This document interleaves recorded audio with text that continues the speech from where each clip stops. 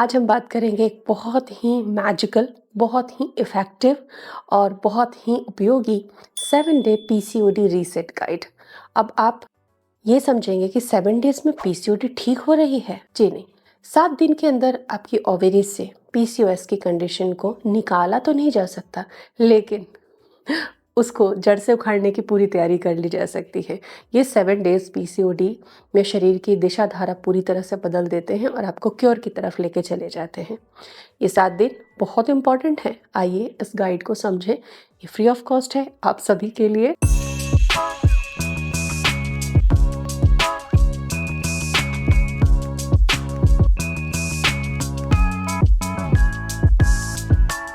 Welcome to Preenaz fertility care. PCOD को ठीक करने के लिए आपके पास एक सही डायरेक्शन होना चाहिए और ये कोई कंपल्शन नहीं है कि पीसीओडी को बिना दवा से ठीक नहीं किया जा सकता। पीसीओडी लाइफ स्टाइल की प्रॉब्लम है, ये कोई बीमारी नहीं है और इसको लाइफ स्टाइल ठीक करके ठीक किया जा सकता है। यही मैं आपको हर वीडियो में समझाना चाहती हूँ जो अब तक मैं पीसीओएस पर लेकर आई हूँ।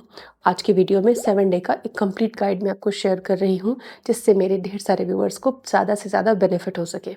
देन 7 डेज़ में आपके बॉडी में बहुत कुछ रीसेट होने वाला है। देखते हैं कैसे और आपको करना क्या है, किस तरीके से अप्रोच रखनी है।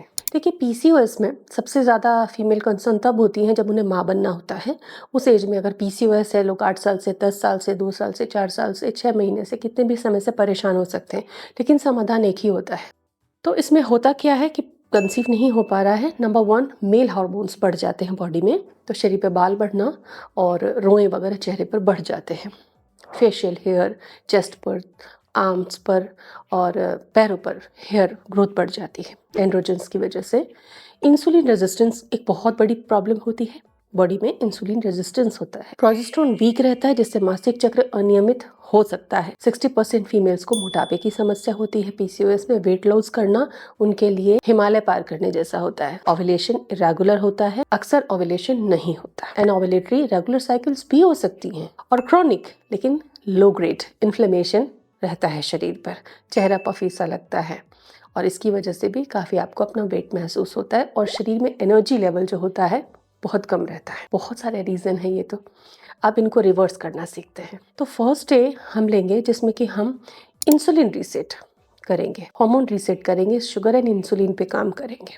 हर दिन के लिए एक स्पेशल प्रोटोकॉल मैं आपको बताने जा रही हूँ, नोट करते जाएं। देखिए, हाई जब इंसुलिन होता है तो ओवरीज कंफ्यूज होती हैं, वो ठीक से काम नहीं कर सकती। इसमें एग मैच्योर नहीं होते, छोटे छोटे फॉलिकल आपके ओवरीज में जमा होते हैं।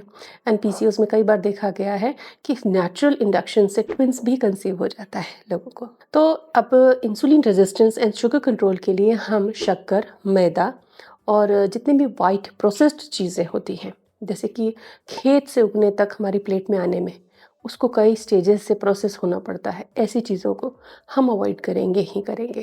जैसे आप सामा की खिचड़ी खाते हैं, लेकिन असल में सामा एक मिलेट है। जब आप उसकी खिचड़ी बनाते हैं ना तो वाइट वाइट दाने के रूप में आता है। वो सामा नहीं खाना है आपको, छिलके सहित नेचुरल खाना है, अनपॉलिश्ड, तब जाके वो आपको फ़ायदा देगा। वो ग्लूटेन फ्री है लेकिन उसके फाइबर्स को आपको हटा के नहीं खाना है। ये एक एग्जाम्पल था। लो जीआई मील्स खाना है, ग्लाइसेमिक इंडेक्स जिनका कम हो, यानी कि जो धीरे धीरे शुगर रिलीज करती हो, जैसे जितने मिलेट्स हैं आपके घर में कम से कम 4-5 मिलेट्स होने चाहिए और रोटेशनली ब्रेकफास्ट और लंच में उनको बनाना है। डिनर हमेशा कोशिश करनी है जल्दी रिजल्ट्स के लिए ग्रेन फ्री हो, वेजिटेबल बेस्ड हो। और हाँ, दिन में हर मील के बाद कोशिश करें एक्टिव रहें। कई बार होता है कि भाई बरसात का मौसम है, बहुत ठंड का मौसम है, हम लंच के बाद या डिनर के बाद टहल नहीं सकते। देन घर में किचन सेट करना है, खड़े खड़े के काम कीजिए। घर के अंदर जो भी खड़े रह के करने वाले काम हैं उनको आप कर लीजिए। कपड़े प्रेस करना, कपड़े फोल्ड करना, सब्जियों की चॉपिंग करना, कुछ ऐसे काम कर लीजिए जिसमें आपकी मूवमेंट रहे। तो इस तरीके से आप एक्टिव रहेंगे।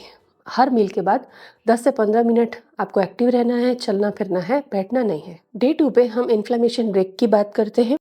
इन्फ्लेमेशन ब्रेक करने के लिए हमें क्या करना है? तो देखिए, मेडिकली जो इन्फ्लेमेशन होता है ना, ओवरीज बल्की आपने पढ़ा होगा अपनी रिपोर्ट्स में। तो ओवरीज में इन्फ्लेमेशन होता है, बल्की होती हैं ओवरीज, और इसमें उनकी फंक्शन अच्छा नहीं होता, ब्लड फ्लो भी प्रॉपर नहीं होता। तो इसमें आपको रेड चिली, सोयाबीन का तेल, ये सब ऑयली चीज़ें, स्पाइसी चीज़ें अवॉइड करनी हैं। ज़्यादा हरी सब्जियां जैसे पालक खाइए, बथुआ खाइए, बीट रूट यूज़ कीजिए, जिंजर, गार्लिक, जितनी हरी सब्जियां, लाइट ग्रीन, पत्ते वाली ग्रीन सब्जियां आप यूज़ कर सकती हैं।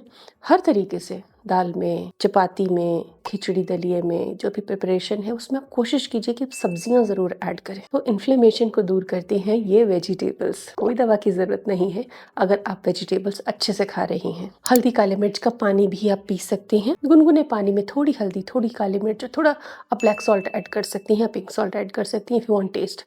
तो ये पानी आप ले सकती हैं। आंवला का जूस ले सकती हैं।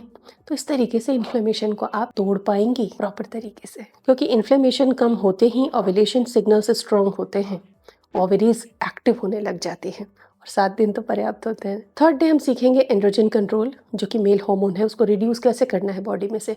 और मुझे हजारों कमेंट्स आ चुके हैं कि हम मेल हार्मोन कैसे कम करें हमारी बॉडी में से, इस पर कोई वीडियो बताएं। तो हॉलिस्टिक वीडियोस होते हैं, आप उन्हें देखेंगे तो डेफिनेटली आपको क्लूज मिलेंगे। तो एंड्रोजन्स कम करने के लिए याद रखना है कि आपको फास्टिंग नहीं करनी है पीसीओएस के पेशेंट्स को। सस्टेन्ड वे में आपके बॉडी में ब्लड शुगर रहना चाहिए। फास्टिंग अवॉइड करना है। 1 कप स्पीयरमिंट टी, लिंक में डिस्क्रिप्शन में या सजेशन में वीडियो के साइड में चल रहा है, आप वहाँ से देख सकती हैं। स्पीयरमिंट टी 1 या 2 कप आप दिन में ले सकती हैं, any time of your choice. दालचीनी की चाय आप ले सकती हैं। और हर दिन 1 चम्मच फ्लैक्स सीड्स आपको ज़रूर खाना है।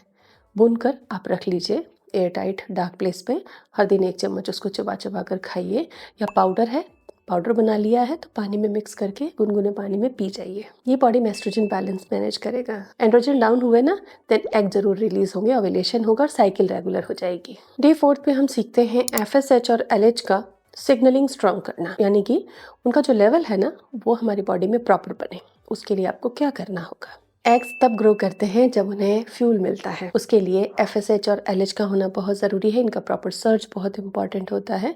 तो आपको प्रोटीन इंटेक बढ़ाना है अपनी डाइट में। एग्स, पनीर, स्प्राउट्स, मूंग के और मूंग की दालें आपको प्रायोरिटी से यूज़ करनी है। वेज नॉन वेज दोनों चीज़ें मैंने बताई हैं आपको।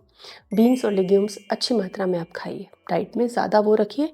ग्रेन्स, अनाज की जगह बीन्स और लेग्यूम्स आप बढ़ा दीजिए अपनी प्लेट में। जनरली हमारे थाली में रोटी या चावल का पोर्शन ज़्यादा होता है, फिर दाल सब्जी होती है। इसको उल्टा करना है, चावल जितनी रोटी जितनी रखिए, और जैसे कटोरी, हाफ कटोरी दाल लेते हैं, हाफ कटोरी सब्जी, इतना आप अनाज रखिए। इसके अलावा हेल्दी फैट्स लेना है। देसी घी 1 चम्मच ज़रूर खाना है अपने मील के साथ में, खाने में ऐड करना है। देसी घी जला के खाना नहीं, पकाना है। और 1 या 2 चम्मच पंपकिन और सनफ्लावर सीड्स खाने हैं। डे 5 में मैं आपको बताऊंगी कि प्रोजेस्टेरोन कैसे बढ़ाओगे आप पीसीओएस में। तो पीसीओएस में मिल्क के लिए मैं रिस्ट्रिक्शन रखती हूँ, क्योंकि इसमें शुगर होता है। रात को दूध पीते हो अक्सर आप, और शुगर लेके इतना सो जाते हो, वेट मैनेज नहीं होता। देन लैक्टोज फ्री शुगर आप ले सकते हो, आलमंड मिल्क आप ले सकते हो। रात को वेजी मील्स आपको लेने हैं।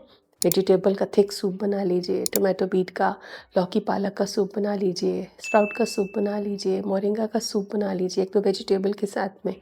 फिलर के लिए इसमें थोड़े आप मखाने यूज़ कर सकती हैं। स्प्राउटेड एंड बॉइल्ड मूंग दाल की आप चाट बना लीजिए डिनर में। कुछ इस तरीके का मील आपको रखना होगा डिनर के लिए। साथ ही आपको बनाना, शकरकंद, तिल, इनका ज़रूर इस्तेमाल करना है, जिससे कि प्रोजेस्टेरोन बूस्ट हो सके और स्ट्रेस कम। अदरवाइज ये सब खाते हुए भी स्ट्रेस्ड रहेंगी तो प्रोजेस्टेरोन सही से नहीं बनेगा। नेक्स्ट डे हम स्ट्रेस सिग्नलिंग कम करने का तरीका सीखेंगे कि जब भी पीसीओएस से आप परेशान होते हैं, डिप्रेसिव टेंडेंसीज बॉडी में रहती है, आपका मूड स्विंग होता है, चिड़चिड़ापन ज़्यादा रहता है, कुछ भी चीज़ पॉजिटिव नहीं दिखती एकदम से आपको, चिड़चिड़ापन बहुत जल्दी आता है, उतनी जल्दी पॉजिटिविटी नहीं आती। तो हर दिन जब आप वॉक करेंगे मॉर्निंग इवनिंग, आपको बेहतर लगेगा, एंडोर्फिन्स बढ़ जाएंगे। दूसरा काम, नींद पूरी लेनी है। नींद नहीं आती है तो मेलाटोनिन बेस्ड आप कोई भी कैप्सूल ले सकती हैं डिजायर्ड डोजेस में, या फिर आप कैमोमाइल ले सकती हैं रात को सोते वक्त। डीप ब्रीदिंग रात को सोते वक्त और मॉर्निंग में ज़रूर करना है। ये टॉनिक है आपके ब्रेन के लिए, क्योंकि काम ब्रेन से ही ओवरीज का फंक्शन अच्छा हो सकता है।